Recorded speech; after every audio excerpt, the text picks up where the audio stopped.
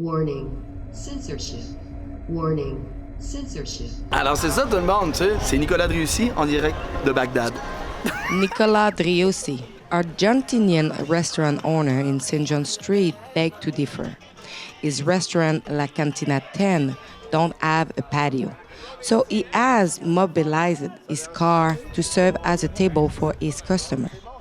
He is waiting for the street to be shut down so that he can put out some table during the weekend, even though he claimed that the decision is unfair. Ben, c'est complètement stupide. Parce que dans le fond, c'est pas tout le monde qui a ce privilège-là d'avoir des terrasses. Moi, comme tu peux voir, comme moi, mes amis ici à côté de la Seine-Saint-Émile, puis il y a beaucoup, là, tu sais, que nous autres, on peut pas avoir aussi comme le boat qu'il y a, là. Je sais pas si tu peux voir. Salut, Gwen, ça va? Hey, man. En forme? Yes. So I, Alexa and Mocha Bezergan from Rebel News. We are here at the airport, Montreal Airport. We are eating at Pork and Pickle. So as you can see, other people is actually eating in the restaurant. But we are wondering like why this place have never been closed before. And since the pandemic, this place and Tim Hortons never have been shut down. So what is the difference with this place and the place that are downtown, Quebec or Montreal? Because COVID doesn't care if it's run by the government or by small businesses. So what do you think about it? Well, it seems like COVID knows the location, just like it knows when to come out after 9:30 when the curfew kicks in. Our bureaucrats, our politicians are very, very smart. But I wonder, what is the outbreak rate in this restaurant? How many COVID cases have occurred here? Oh, none? If it's none in an airport restaurant, then how could it be even one in Nico's restaurant, for example? It's because it's not run by the government. Well, it's, of course, this is a federal jurisdiction. The Nico's restaurant is provincial jurisdiction. But does COVID really cares which jurisdiction it is? If it doesn't spread in the airport, I don't think it will spread in Nico's restaurant. Exactly. That is something that we should like have a look at it. Bon appétit. Je sais pas.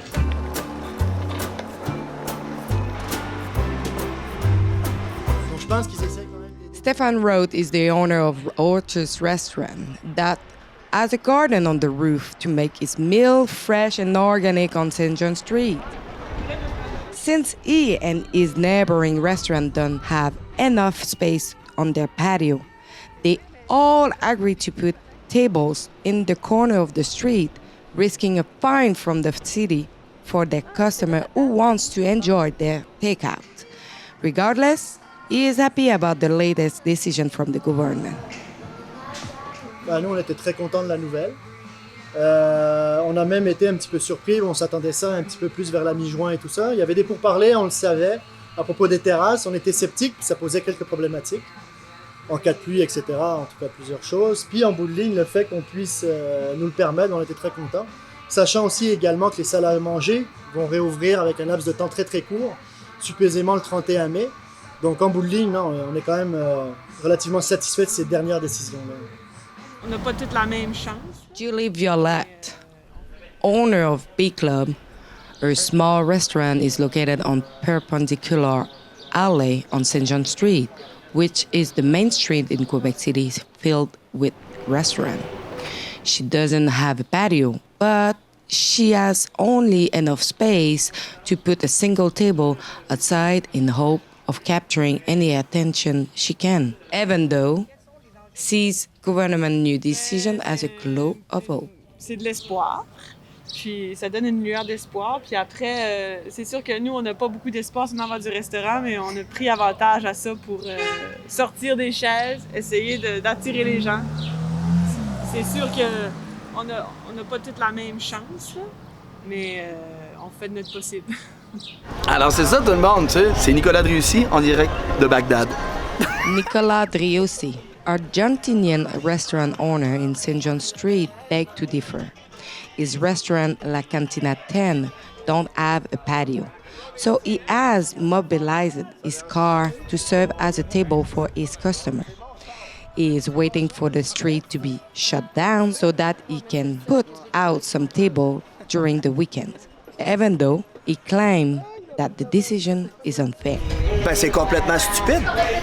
Parce que dans le fond, c'est pas tout le monde qui a ce privilège-là d'avoir des terrasses. Moi, comme tu peux voir, comme moi, mes amis ici à côté de la Seine-Sémilie, puis il y a beaucoup, là, tu sais, que nous autres, on peut pas avoir aussi comme le boat qu'il y a, là. Je sais pas si tu peux voir. Salut, Gwen, ça va? Hey, man. En forme? Yes. La cantine, hein? On attend vraiment la réouverture, comme ça va être dans 2 ou 3 semaines, qui coupe la rue, puis c'est juste samedi puis dimanche qui vient piétonne. Fait que c'est vraiment stupide, là. C'est n'importe quoi, Calis.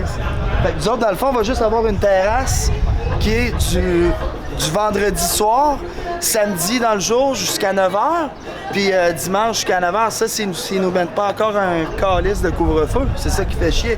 Mais là, comme moi, je m'en fous. Moi, je vais commencer à mettre des tables pareilles, mais tu sais, c'est jouer avec le feu aussi. Si je me fais donner une tape sur les doigts, après, je recommencerai jamais, là, tu sais.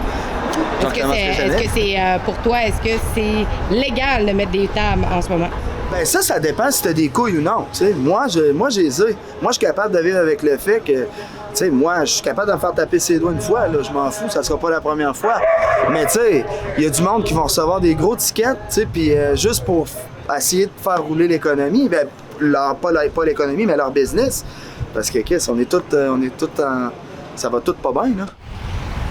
People living in red zones cannot go to a restaurant. When restaurants were allowed to open and have customers inside after being shut down for months and were looking forward to the Easter weekend, suddenly Premier Legault ordering all restaurants to shut down almost within 24 hours of notice, just before the Easter weekend.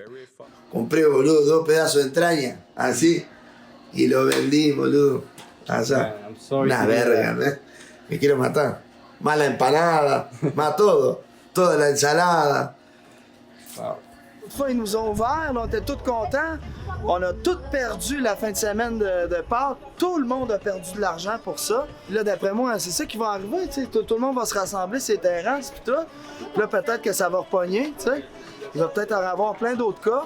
Puis là, c'est nous encore qui va repayer, Calis. Mais là, nous, à un moment donné, c'est ça.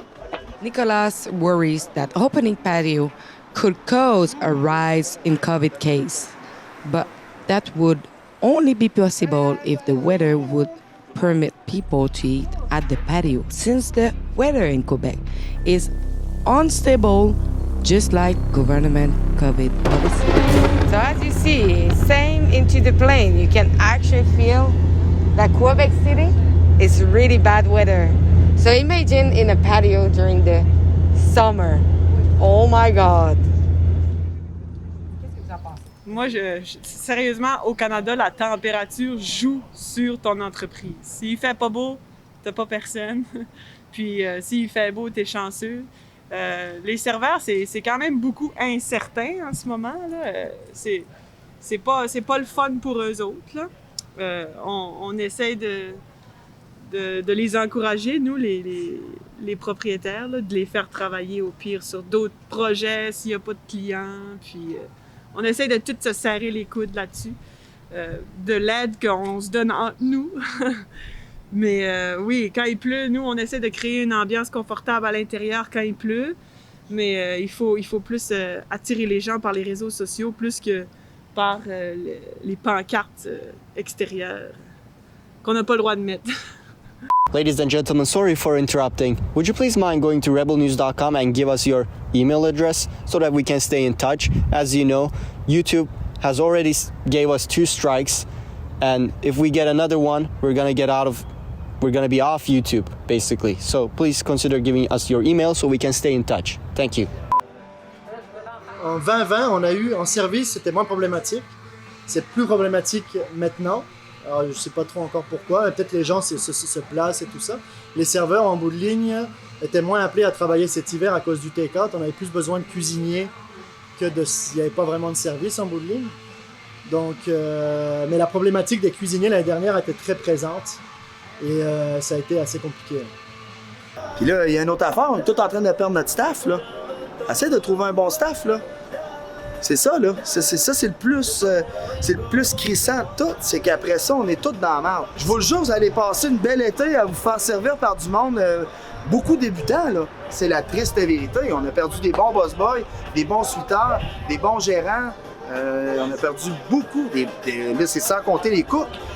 Les cooks sont plus là. Imagine. À cette heure, dans des grands restaurants là, qui font du take-out, ils ont un cook, un plongeur puis un saladier. C'est fini. Le reste, ils ont tout perdu. Là. Il y a beaucoup de serveurs qui vont continuer à avoir l'aide de la PCRUES. Ils vont prendre ça puis ils vont faire le minimum d'heures pour garder la PCRU. Mais moi aussi, je le ferais. C'est l'enfer. Parce que, c'est quoi, tu penses que tu vas me faire travailler 2 jours semaine? Je peux pas... imagine le monde qui a une voiture, les enfants qui habitent dans des grands condos, tu sais, nous autres, on était habitués de faire du 1000, 1200, 1300 semaines. C'est ça, là. Là, tu tombes avec un 1008 par mois. Mais non. 1800 par mois. Qu'est-ce que tu veux faire avec 1800 par mois? Qu'est-ce que tu veux faire? T'sais, moi, je me réveille le matin, ça me coûte 150$. Live. Je me réveille, ça me coûte 150$. C'est sans compter quand j'ouvre la porte du resto, ça me coûte 600$. Nous, on a une terrasse, on est content. La terrasse n'est pas très grande non plus. Avec la distanciation et tout ça, on ne pourra pas mettre non plus 50 clients. On va peut-être pouvoir mettre une vingtaine de clients. Mais juste le fait de se reconnecter avec la clientèle, puis d'être capable de réouvrir, d'essayer de rôder la machine, puis de revoir le staff qui recommence, bon, ça, c'est une bonne chose.